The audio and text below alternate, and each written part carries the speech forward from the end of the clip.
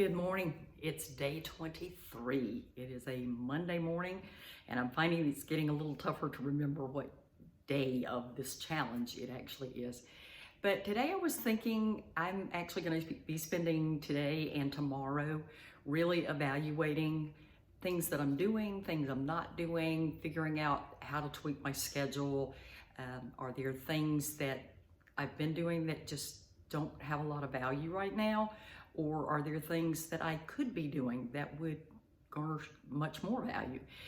And as I thought about that this morning, I recalled a storm that hit when I was a child. I don't know, I was maybe 12 or 13 years old.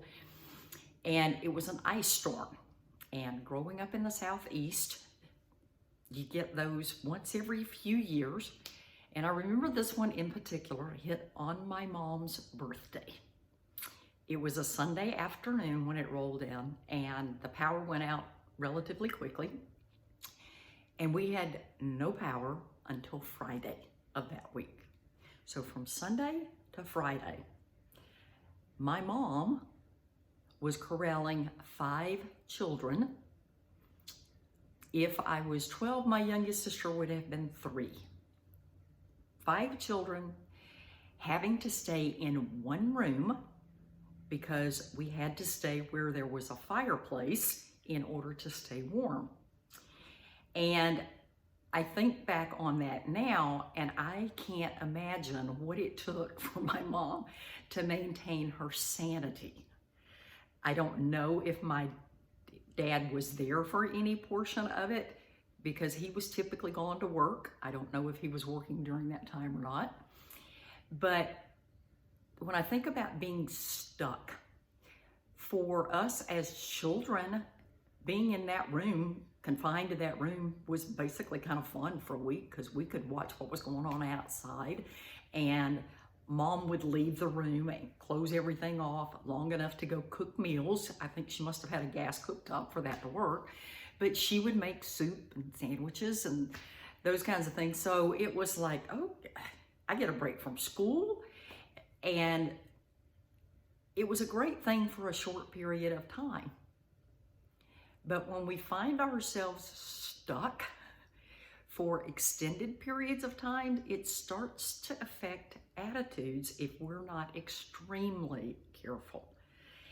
And when we start to develop a bad attitude, it squelches creativity because you're in a place of, why is this happening? Or how much longer is this gonna take? It'll completely halt the ability to think creatively about where you are. What can I change? What can I tweak?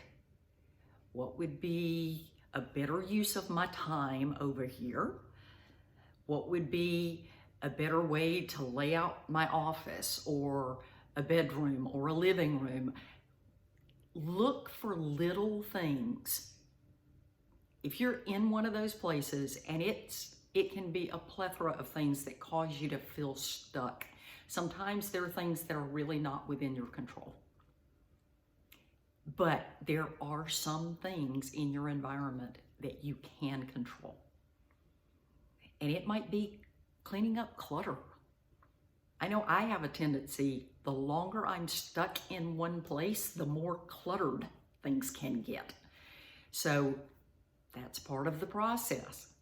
And don't get stuck in the idea of evaluating your goals and your dreams and actually sitting down and imagining what it would be like to reach the things that you want. Don't limit that to December when you're planning for a new year. It's one of the things I actually love about practicing a 12-week year, because at least once a quarter, I get to spend a week dreaming, what do I want to accomplish in the next 12 weeks? And today and tomorrow, for me, like I said, I'm just going to be reevaluating some things. I'm not at the end of a 12-week year. I'm just starting the 5th week of one. And it would be real easy for me to just sort of keep plodding with what I'm doing. But I'm looking at this as an opportunity to up-level my game a little bit.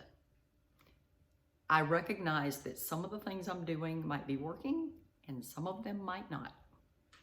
So I would challenge you, if you haven't taken that time, whether it's in your work life, your personal surroundings, think about your physical environment. Is there something you can change, something you can tweak, your schedule, that will help give that little bit of a reprieve from the being stuck or feeling like you're in a storm? Day 23, I am signing off, and I'll see you tomorrow.